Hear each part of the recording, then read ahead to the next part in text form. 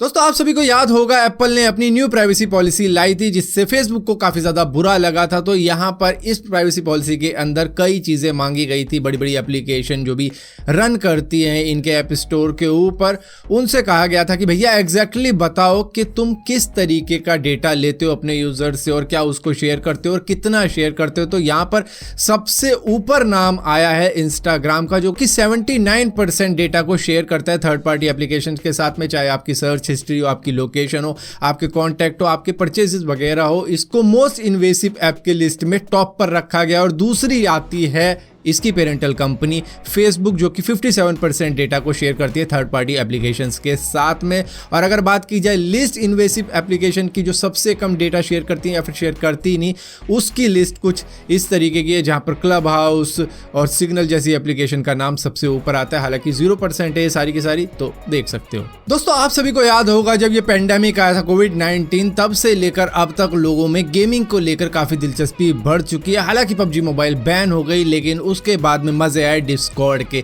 कई लोगों को मालूम नहीं होगा डिस्कॉर्ड क्या है। दरअसल डिस्कॉर्ड के अंदर आप अपने खुद के सर्वर क्रिएट कर सकते हो, जहां पर गेमर एक दूसरे से बात कर लेते हैं गेम खेलते खेलते ही। वैसे अगर वो गेम खेल रहे होंगे तो खाली इन गेम में बात कर पाएंगे, और इन गेम की वॉइस क्वालिटी उतनी ज़्यादा अच्छी नहीं होती, जिसकी वजह से वो डिस्कॉर्ड को यूज़ करते हैं। 2015 में शुरू हुआ था और 140 मिलियन मंथली यूज़र अब इसके पास आ चुके हैं इस पेंडेमिक की वजह से, जहां पर वो गेम खेलते खेलते आपस में बात कर लेते हैं। मैक के ऊपर भी है, पीसी के ऊपर भी, आईफोन के ऊपर भी है, एंड्रॉइड के ऊपर भी है।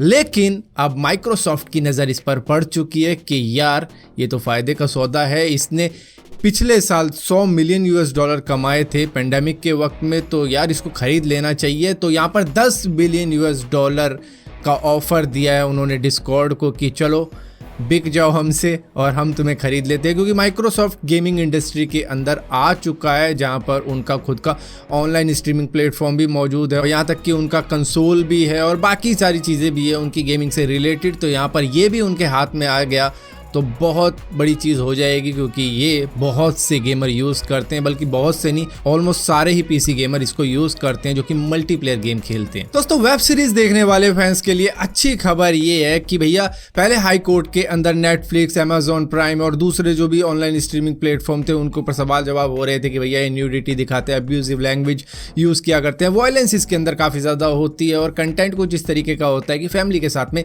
देखा नहीं जा सकता, तो इसके ऊपर भी सेंसरशिप वगैरह आनी चाहिए। तो ये सारी चीज़ें चल रही थी हाई कोर्ट के अंदर, तो सुप्रीम कोर्ट ने उस पर पॉज कर दिया है, मतलब रोक लगा दी है। जितने भी आदेश वादेश दिए गए थे कि फिलहाल के लिए अभी तक जितनी भी बातें हुई हैं उन सभी को यहीं रोका जाना चाहिए, बाकी आगे देखेंगे। जितने भी आदेश दे रखे थे वो रोक दिए गए हैं। तो ये एक अच्छी खबर है नेटफ्लिक्स, अमेजॉन प्राइम और ऑनलाइन स्ट्रीमिंग प्लेटफॉर्म को यूज़ करने वाले लोगों के लिए, जो कि अलग अलग तरीके की वेब सीरीज़ देखते हैं, जैसे मिर्ज़ापुर हो गई, सेक्रेड गेम्स हो गई, या फिर दूसरी वेब सीरीज़ होगी गेम ऑफ थ्रोन्स। उसके अंदर तो काफ़ी ज़्यादा ही एडल्ट सीन है, तो उसको लेकर भी कई सारी बातें उठी थी कि भैया ये सारी चीज़ें होती हैं। लेकिन वहीं पर अगर दूसरी तरफ देखा जाए तो भैया लोग ऐसे भी हैं जो कि पूरी पोर्नोग्राफी भी देख लेते हैं इंटरनेट के ऊपर। तो चॉइसेस उनकी होती है, जिसको जहाँ जाना है, रास्ते खुले हैं इंटरनेट के ऊपर, वो वहीं चला जाएगा।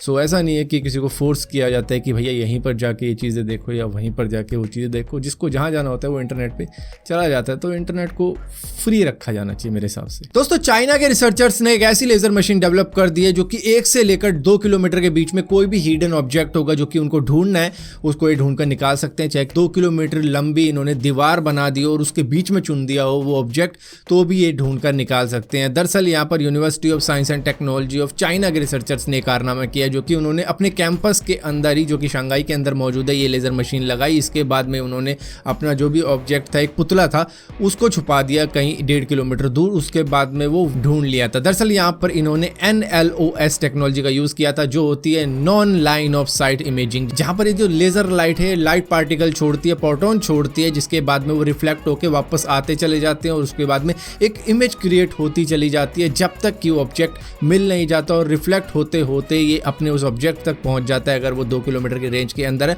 उसके बाद में एक शेप डेवलप हो जाती है, जिससे कि एक इमेज बनती है। वो पता लग जाता है कि भैया ये ऑब्जेक्ट तो इस जगह पर मौजूद है, और तो वहां से इसको निकाला जा सकता है। वहीं पर दोस्तों पोकेमोन के फैंस के लिए एक खबर ये है कि भैया पोकेमोन को अब पूरे 25 साल हो चुके हैं, जिसकी वजह से दुनिया भर में पोकेमोन्स के कार्ड ऐसे बिक रहे हैं जैसे कि फ्री में बट रहे हैं। तो कई लोग इसका फायदा भी उठा रहे हैं, ज्यादा महंगे भी इनको बेचने, क्योंकि पोकेमोन पोकेमोन के कार्ड जो है इनकी कलेक्शन करना चाहते हैं, क्योंकि एनिवर्सरी हो चुकी है पूरे 25 साल की, तो इस वजह से इसको सेलिब्रेट करने के लिए वो पोकेमोन कार्ड खरीद रहे हैं ऑनलाइन। दोस्तों आजकल ऑनलाइन कुछ भी बिक रहा है NFT के ऊपर, जहां पर एक बंदे ने 2011 में एक मीम बनाया था 9 कैट का, उसका वो बिक गया करीबन $5 मिलियन में NFT के ऊपर ही। इसी के साथ साथ बीपल की पेंटिंग बिकी, जिसके बारे में मैंने आपको कई बार बता दिया है, जो कि $69 मिलियन में बिकी। और यहीं पर ट्विटर के CEO जैक डॉर्से ने अपना सबसे पहला ट्वीट बेच डाला 21 मार्च 2006 को, जो किया गया था 5 वर्ड का था, जिसमें लिखा हुआ था just setting up my Twitter, जिसको $2.9 मिलियन में बेच दिया गया, यानी होते हैं करीबन 21 करोड़ रुपए, जो कि NFT के ऊपर बिका है, जो होता है नॉन फंजिबल टोकन। ये दरअसल एक डिजिटल एसेट्स कहा जा सकता है, जिसको खरीदा है सीना स्टावी ने, जो कि मलेशिया बेस्ड एक CEO है ब्रिज ओरेकल नाम की ब्लॉकचेन कंपनी का। उनका कहना है कि भैया इसकी वैल्यू अभी तक किसी को पता नहीं है, इसकी वैल्यू बाद में जाकर लोगों को पता लगेगी। ये दुनिया का सबसे पहला ट्वीट है।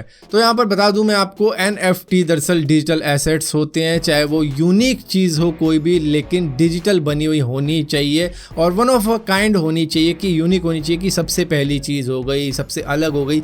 जैसे कि मान लो कुतुब मीनार है, वो एक ही तो है दुनिया में, तो वो एक है, तो उसकी फोटोकॉपी तो कई हो सकती है, लेकिन वो एक है। तो इस तरीके की चीज़ें होती हैं इसके अंदर, जहाँ पर ये डिजिटली बिक रहे हैं। फिलहाल के लिए इसको पूरी तरीके से नहीं समझाया, ऊपर ऊपर से आपको समझा दिया है, लेकिन इसकी सेपरेट वीडियो आएगी, रुको जरा सब्र करो, थोड़े दिन दो। दोस्तों आप में से जितने भी लोग एंड्रॉइड को यूज़ कर रहे हैं और अगर उन्होंने अभी रिसेंटली कोई अपडेट करी है अपने सिस्टम की, जो भी अपडेट आई होगी उनको गूगल की तरफ से, और वो अपडेट करने की वजह से आ रहे हैं उनको एप्लीकेशन ओपन करने में क्रैशेस, तो इसमें आप अकेले नहीं हो। दरअसल ऐसा बहुतों के साथ में हो रहा है, क्योंकि यहाँ पर एंड्रॉइड सिस्टम की वेब व्यू की जो अपडेट आई थी उसकी वजह से सारी दिक्कतें हो रही हैं, जहाँ पर लोग कोशिश कर रहे हैं तरह तरह की एप्लीकेशन खोलने में, वहाँ पर क्रैशेस मिल रहे हैं। कुछ तो खुल रही हैं आराम से, लेकिन कुछ के साथ में दिक्कत हो रही है, खास करके Gmail, Amazon, Flipkart या फिर OLX या फिर इसी तरीके की दूसरी ऐप, वो क्रैश हो रही है खुलते के साथ में, या फिर खुल ही नहीं रही है। तो यहाँ पर सिंपली आप कर सकते हो उनको अनइंस्टॉल और उसके बाद में दोबारा से इंस्टॉल कर सकते हो। ये फिलहाल के लिए फिक्स कर देंगे इस चीज़ को, लेकिन इसका एक पैच बहुत जल्द आएगा एंड्रॉइड की तरफ से। सो फिलहाल के लिए दोस्तों इस वीडियो के अंदर इतनी अपडेट्स थी। अगर वीडियो आपको पसंद आती तो इस वीडियो को लाइक जरूर करना, शेयर जरूर करना, और इसी के साथ साथ कमेंट में लिख के बताते हुए चले जाना कि भाई OnePlus ने क्या लॉन्च किया है आज, क्योंकि जिस वक्त में ये वीडियो आएगी तब तक तो उनका इवेंट भी खत्म हो जाएगा, और उनके इवेंट के बीच में ही मैं ये वीडियो बना रहा हूँ, मिस कर रहा हूँ। तो फिलहाल के लिए इस तरीके की और वीडियो देखने के लिए चैनल को सब्सक्राइब जरूर करना, सब्सक्राइब किया तो बेल का आइकॉन जरूर दबाना, वरना आपको मालूम नहीं चलेगा मैंने को वीडियो डाली भी है।